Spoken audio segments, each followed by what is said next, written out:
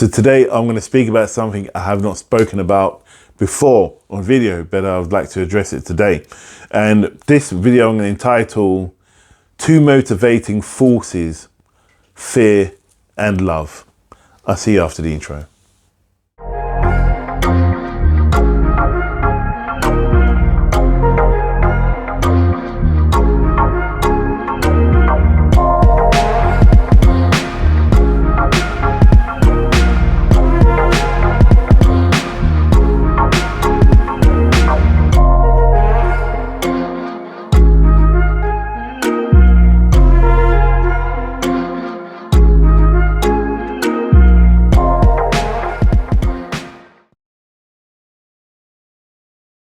So boom, welcome back and namaste and greetings. It's good to have you back here with me.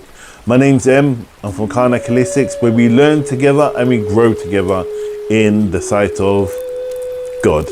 So today I'm going to speak about two motivating forces, fear and love. They're going to be entwined, so I'm not going to separate them. I'm going to keep them as one and you'll be able to identify which is which. So before I begin, I'd just like to say, can you like, share and subscribe? And also subscribe obviously so you can find out what I'm up to, and there's other videos which are equal to what I'm going to speak about today, and other theories which I said I speak about from what I learned and what I've experienced. And the other aspect, don't forget to also press that button, the bell, which will tell you when I've uploaded new videos and keep you updated. It helps grow the channel, and then I'm trying to really get the message out there to help empower. So we've all been programmed, and that we've been programmed by the system. So let me just explain what when I refer to the system, I want to really identify what I want you to understand what I'm really speaking about. So you hear many people on YouTube talking about the system, society, the government and all that. That's not what I'm speaking about. What I'm speaking about is how we receive the system, and if we take ownership of what we've been programmed to do, if that makes sense. So if I tell you you're a big fluffy animal, do you instinctally know that you're a big fluffy animal? No, that's my perception of me telling you that you're a big fluffy animal. You know that you're not a big fluffy animal. So the reality is that if I can kind of convince you that you're a big fluffy animal, then you will turn around and you may go, well, maybe he is. And over a period of time, we start to believe in what people are telling us. And that's how programming is. We all know when we're programming something, we don't just do it once, we do it over and over and over again.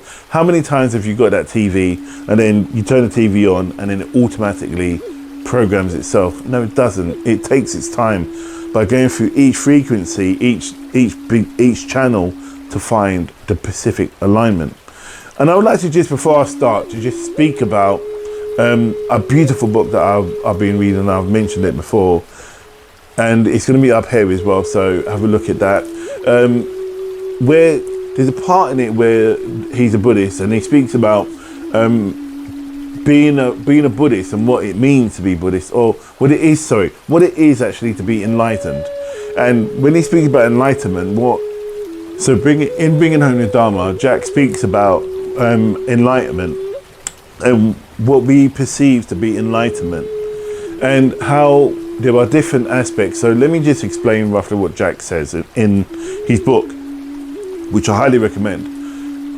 He says that when he was learning and he was finding enlightenment, or coming self-aware, he calls it, he said he went off to Tibet, or he went to the different parts of Tibet, or to different parts of Nepal, and he went on his spiritual journey. And then he went to different monasteries. He just didn't go to a monastery, he just went and just journeyed. And as he arrived at a specific temple and he wanted to learn, he had a choice. He didn't just go to one specific school or one specific temple in order to say, I'm enlightened. He says he went to the most harshest or the most toughest in school of enlightenment. So with the monks that are there, they teach you how to find oneself, yourself, in order to progress and grow, obviously, and grow from within. So various aspects he says, there's a part when he talks about where you, as a monk, you would go into the forest, and then you would go into the forest and meditate for an hour, a night, non-stop.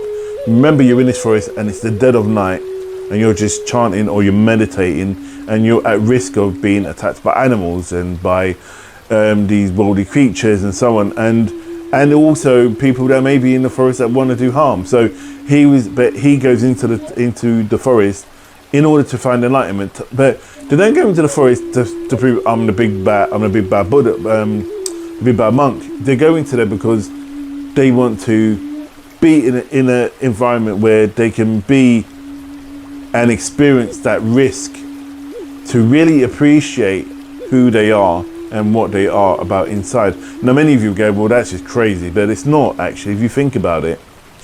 And the other thing is, when there's a part in it where Jack says that he was working with a monk or one of his students, and a student sat in a position in meditation, legs crossed and so on, for a couple of hours, and then he went on for 24 hours in one position. Can you imagine the blood circulation in your legs? Can you imagine the pain in your back? But he just stuck at it, and he used that pain for the good, and he channeled it into his body. But then when he reached that enlightenment, he got up, and what he saw on those different planes of those dimensions, he was acting out in this life. You know, the first thing you probably think is like, well, he's probably obviously had some kind of seizure. No, it wasn't. You know, these people get clinically tested, and it's not about that. We in the West, so many times, easy to slap a label on it, you know, and I'll address some of the other ones about this as well later on. But one of the things he did say, there was another guy who got that pretty bad, and then they brought in a psychologist, and the psychologist worked with them and gave them the medication they needed, because obviously it's about your duty of care. And I want to talk about us being controlled, or sorry, not really controlled, us being allowing people to manipulate in a way, to believe something. And I go back to the big furry animal, you know, and we can blame the media, we can blame social media, we can blame the people around us, we can blame schools and so on. But if you think about it, schools are there to teach you, from schools to colleges to universities. They are teaching you to be a good employee. And that's what it's, so you find, for example, home economics, you know, learning to cook, learning life skills, you know, that's not really taught anymore. You know, they remove religion so you don't have an opinion.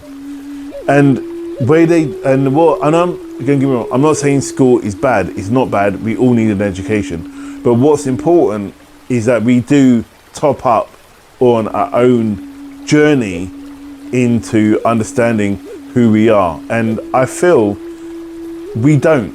We sit in our little bubble. And I've done this with my kids. When my kids used to go to school, and I'll take them out for like on a weekend, or I'll take them school holidays, and we go to the park, or we'll go to a museum, or we go, when we're out, even we're together, the music I would play in the car, the conversations we would have, it was all about their journey.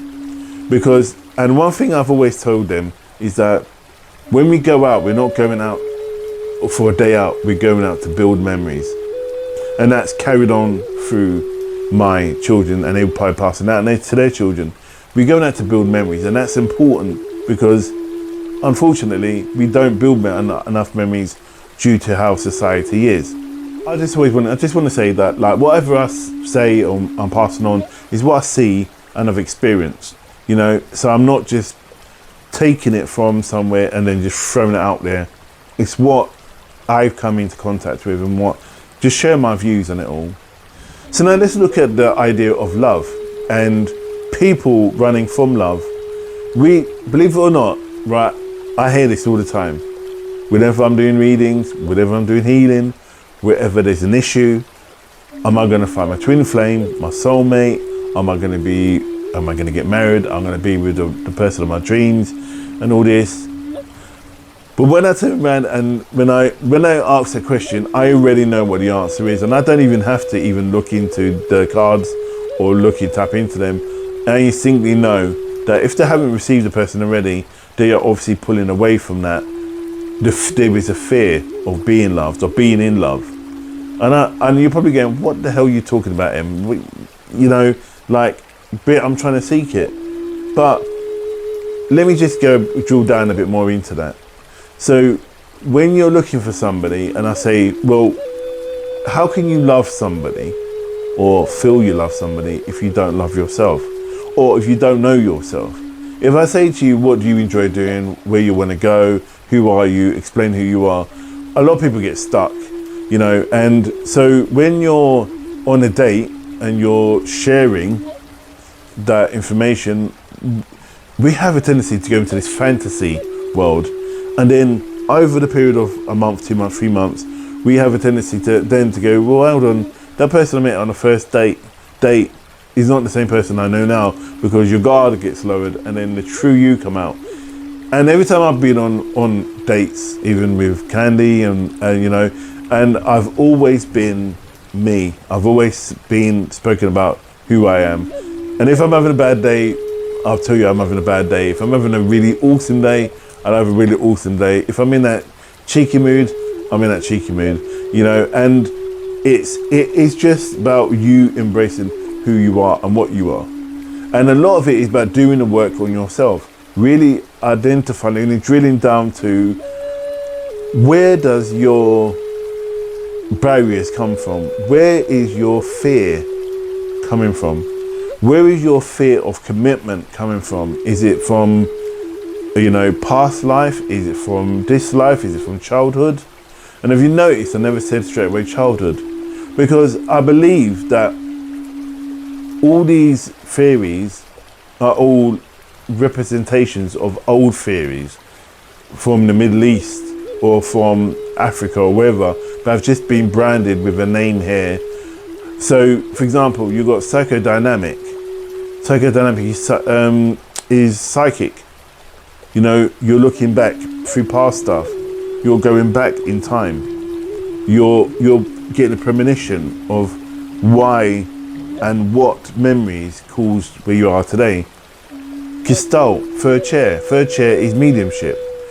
Mediumship, when we done mediumship, I remember going to study counselling, and when I was doing my clients before I studied counselling, I would use a chair and then call in spirit to sit with me, and there'll be that person's mother or whoever. That's third chair, where the client turns around and goes to whoever, talk to the person as if the person was here. It's the same thing. And personal centered, which I think is awesome, but that is also about, Buddhism is about getting to know you, being in that moment, being now, living today, living this moment. So Buddhism, Christianity, you know, Judaism, all that stuff, Muslim, Islam, it's all that is personal centered. It's all about living now, being in this moment. As God says, be you and I'll be with you. You know, it's being in that moment. And I think with spirituality as well, and this is going to shock a lot of people, especially from what I'm about to say, is that I think spirituality is really putting a wedge in who we really are and stunting our growth. Now, hear me out on this. When we meditate, okay, when we go and meditate and we go off and to retreat and go into isolation, withdrawn from people, okay, we should therefore, when we come out of meditation and say the example, we find oneness and enlightenment, and we're really fired up and we're really happy, what happens is oneness, we believe or we're told, is about you being about yourself. It's not. It's about you finding who you are, yes, but it's also you finding your place in your community. And when, obviously, back in the day, when we had villages or small tribes, you have an elder, and an elder will pick out the person who they feel, because they've seen him grow, should be going for trials to become a chief warrior or going to be the next kind of shaman. But we don't have that. So we kind of have that now, but we have that with tutors. So when we have tutors and we meet people, we don't have that community. So when we go back to tribes. So when you're in a tribe and then you've gone and you've done your trials and you were successful, you come back to your tribe and there'll be a big feast. You know, in the Apaches, we used to, I say this to my great grandfather was an Apache and he's with me. So I speak from that zone. So whenever I've achieved something, I do something called a burning ceremony, which is a celebration. And I go into a meditative state. And after I've gone into meditative state, I'm around my other warrior brothers and sisters. My grandfather's there, and my mum and so on. And there's people in this circle, and there's a fire, and we're rejoicing and celebrating. And then once I've achieved, my task, I speak to my partner, I speak to Candy about it, I speak to my brother, I speak to my kids, and I share in my community what I've done. They may not understand what the hell I'm talking about, right? Or they may go, well, I don't really identify with it, but that's what I'm talking about, community. But then once you kind of put it out there and you've told them, look, I've achieved this. For example, the other day, when I've been writing these videos, I've been doing a lot of spiritual work, and I didn't know what it was. I thought I was just tired. I'll begin to start working, either typing or writing, and then I'll just almost go into a trance state, and it's almost like I'm asleep. People call that lucid dreaming. So I go off into the state. For example, when I was doing this video today, and I was kind of doing some research on it, I went off into a lucid dream, and I saw two angels with a big golden trumpet, and they were flying with this trumpet. One was holding it. I don't know if you've seen this before, you got two people, one would hold it and one would blow through the tube, through the horn, and that's what it was like. And I see them flying. They were like going at an angle from right to left of me this way, and then I was aware of it, but I remember I was still writing because I can still feel my hand writing, and I wasn't even thinking about angels. It wasn't even about this is about fear and love. So then I woke up and I was like, oh my gosh. And that kept on happening. So I thought I was overtired. So I've been sleeping, I've been resting, and just been trying to be chilled. But it still happens. And I just know as a medium, we slip into those states. And that's when spirit communicates with us. So that's what I wanted to say about the community and sharing. So I went and shared that with Candy, and she was like, oh, okay, because I know you were struggling with that before and you was obviously concerned, so she can identify with it. So then what would happen over a period of weeks, months, probably years, they would see me changing or things changing because of this pinnacle time right now in this moment. And that's what I said to her. I said, you know what, I realize I have to live in this moment, this right now. That's what's key. And I feel people don't live in this moment, and they fear to live in this moment because we're so busy in this rat race that we're running out to try and make the money. So when you make the money, for example, anyone who's working, right? Anyone who's working or have gone for a job interview and have gone for a salary that's more than what they're on, for example, 5-6 grand more a year than they had previous. And then you get the job and you get this massive injection of money into your bank account. And over a period of 2 to 6 months, you know where I'm going with this, don't you? 2 to 6 months, probably a year, it becomes samey. You know, so I love that saying, samey. It becomes samey, so say it becomes ordinary. So then you realize that you're spending that level. I knew someone who was on 70 grand a year, you know, and you're thinking, well, but yet they were always broke. They were always poor. And I'm thinking, how the hell can you be poor? And like, you want 70 grand a year, but they were spending within their means. So they were going on, instead of going like for the weekend trips, i.e. in the UK, they'll fly to Thailand. or they'll fly to Spain, or they'll fly to France for the weekend. So you're thinking, well, obviously that's where your money's going. Not saying you shouldn't spend it, but just be aware that that's where we become samey. And that's where the fear comes. So what happens is, when we earn money or we earn a goal, and when you hear me always say, don't go through it, grow through it. Because when you grow through it, you will then appreciate what you have. And this is where, with everybody, and I have a few clients who have got new jobs and got a new cash increase in their jobs, or set up a new business, and they go in, you know, they don't want to lose that path. But I say, well, don't grow through it, you know, appreciate, have gratitude. And we look at how to have gratitude. Having gratitude is actually withdrawing £1,000, literally. And I've done this with somebody. Withdraw £1,000 and sit with it, and then say, oh my gosh, this is £1,000, and then put it back into the bank. And then it's something about seeing it in your hands, and then seeing numbers on the screen. That doesn't make it, when you see it on the screen, i.e. on a till, it just doesn't look real. It doesn't have a meaning. You just think, wow, there's loads in there I can spend, blah, blah, blah. But when you've got it physically there in your hands, you're like, oh my gosh. So when you put it back in and then you say, okay, I want to take £500 or I'm going to spend £500, you can see half of the amount you had will be gone and you won't see it again. You know, and I think that's one of the things I've done with somebody, and they have grown their business, and it has like grown exponentially. And that's what I've done as well with myself. I've withdrawn even stupid amounts, like £100, and have £100 in your hand, or £200 in your hand, or £400 in your hand, £500 in your hand, and going, wow, okay, this is what I've got. And then you put it back in the bank, and then you go out and think, I can afford to buy this, but you don't. And you know, that is a part of the growth and about growing.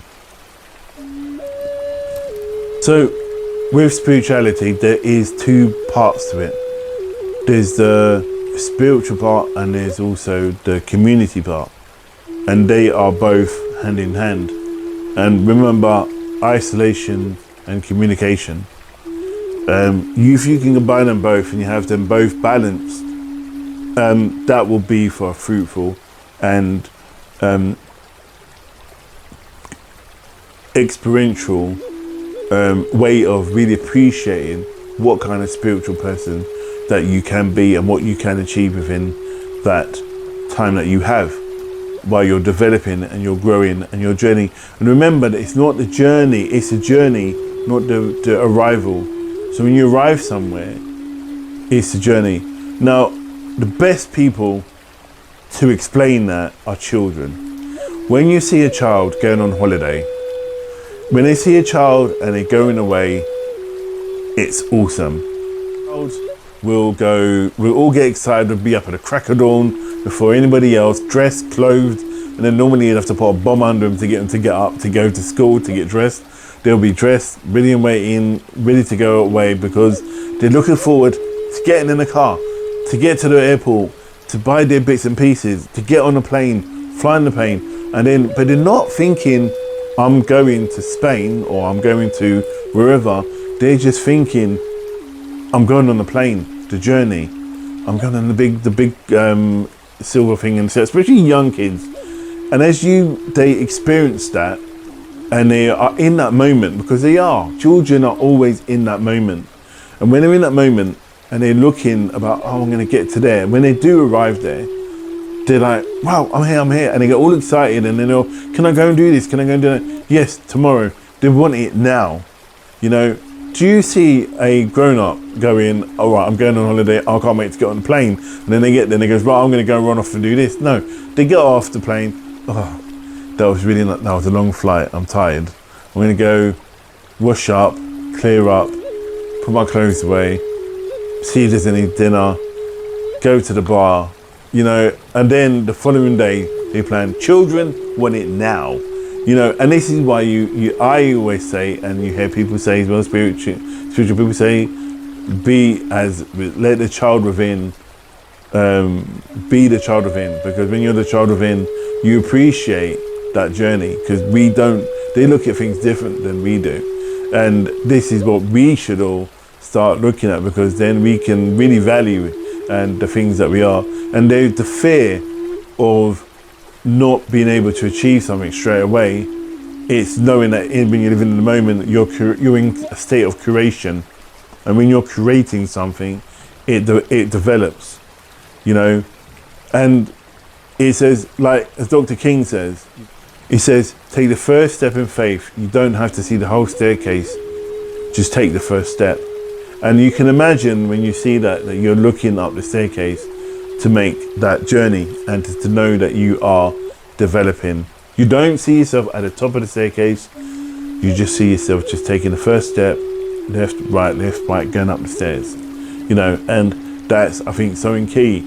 It's so key to really understand about how important the journey is about you going along in life. Because if you don't really understand what the journey is, you're just going to be stuck and not really appreciating what you have achieved.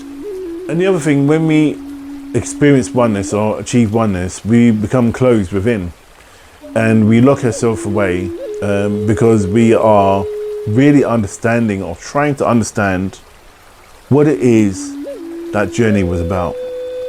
Now, this part is important and is key, and is important that you can spend it on your own in that space and being in that moment. That what is oneness about? What was the journey about? What did I feel? How did it make me feel? What did I experience? What did I see? How did I react with other people?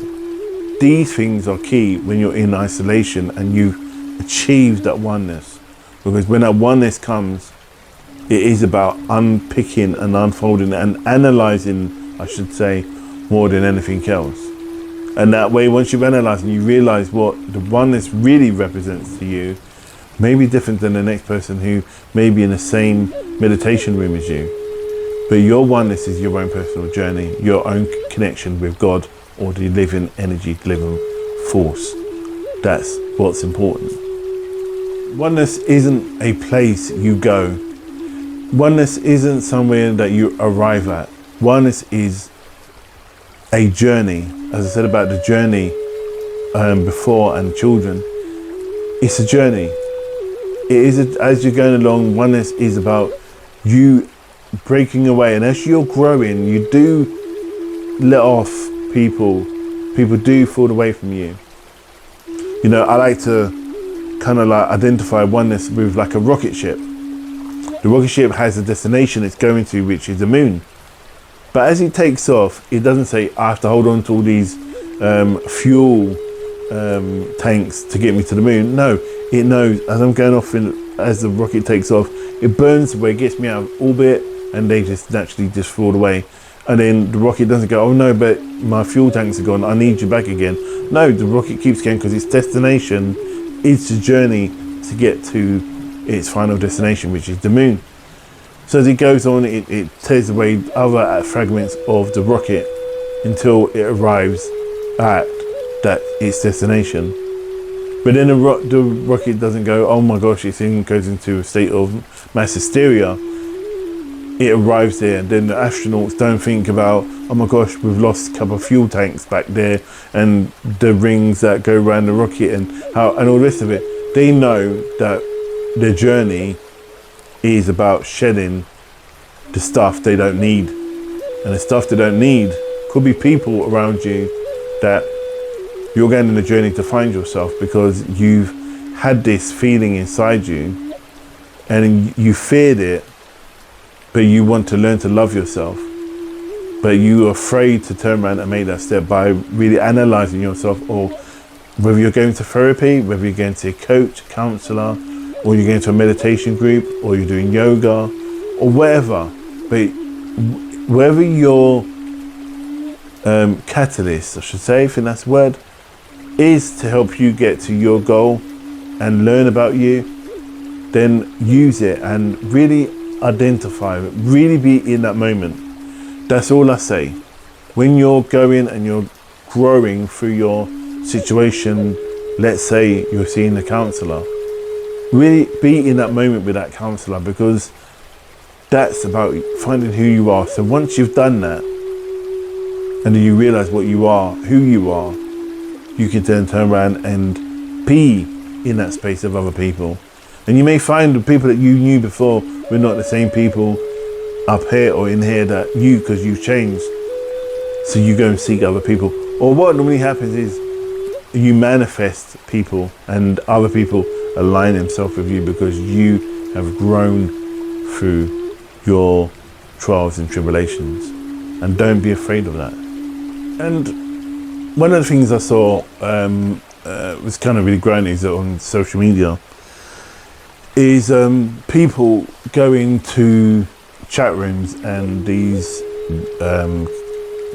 internet communities, which again, it's no problem, but be aware that they are not necessarily the purest form of humanity and what you are as from a social being.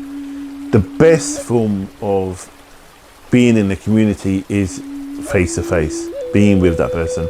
We've all done this, we've seen it through lockdown, but being with that person or people in that community there is something about seeing the human body and being with that person and them talking. So you may be on the phone to somebody for ages, and talk to them for weeks and weeks and weeks and weeks and weeks and weeks, and then you finally meet up, and then you build up this perception of what they look like. Then when you do finally meet them, they are total opposite, parallel opposite to what you thought they are, and the way they express themselves when they say certain things. You can, in your mind, have the idea that they will say it in a certain way, or hands out or closed or open. And then even on video call is a less way of being, because you can see the person, but again, it's 2D, it's almost flat. So when you do meet them face to face, like my team I met earlier on this year, and I was like, okay, that's how tall you are. So when you're on video and you just come out and say, well, how tall are you? Just say 5'10", 5'6", and then you meet these people and thinking, well, okay, you're not the same height, because their body shape could be totally different than what you see, because you only see from this bit upwards. So, so it's when I speak at social media and chat rooms, just be aware that when if you're trying to find connections there, it's going to be tough, because not everyone's going to be connected on that level. Some people are just getting there for dates, but I'm not saying there isn't anybody doing it or want to connect on a pure form, and if they do, that's good, but just be aware, don't set yourself up for failure. Experience it, take it with a pinch of salt, see what happens, and then grow from there. The other thing is you can go on communities where you can join groups in the community, and I think they are really key, because you finding oneness and being isolated and with self, and then you learning who you are, what you are in that moment, and then just sit with it for the time without being rushed to complete anything. You're just there to shift it to being with others. When you're with others, it feels quite different, because their energies obviously influence you more as well, and you influence others. So just be aware of how you grow and how you transgress into and transform into the next life. Another thing I just want to say before I wrap up is when people speak about books.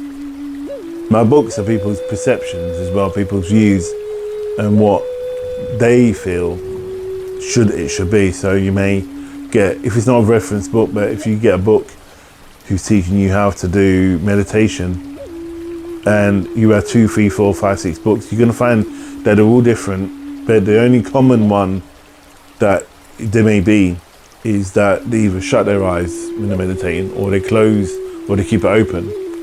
So some people prefer to keep their eyes open when they meditate. Some people naturally do it with their eyes shut. But just remember, these are people's perceptions of what it is, and all these things of how you feel is right and makes you feel comfortable. So that you may want to keep your eyes shut. You may want to open your eyes and focus on a point. You know, either way, there's no wrong and there's no right about it. So I'm going to end it on that, and I hope that's helped. If you've got any comments, leave them in the comments below, and I'm going to catch you in the next video. And stay blessed, stay safe, and thanks for your time. Namaste.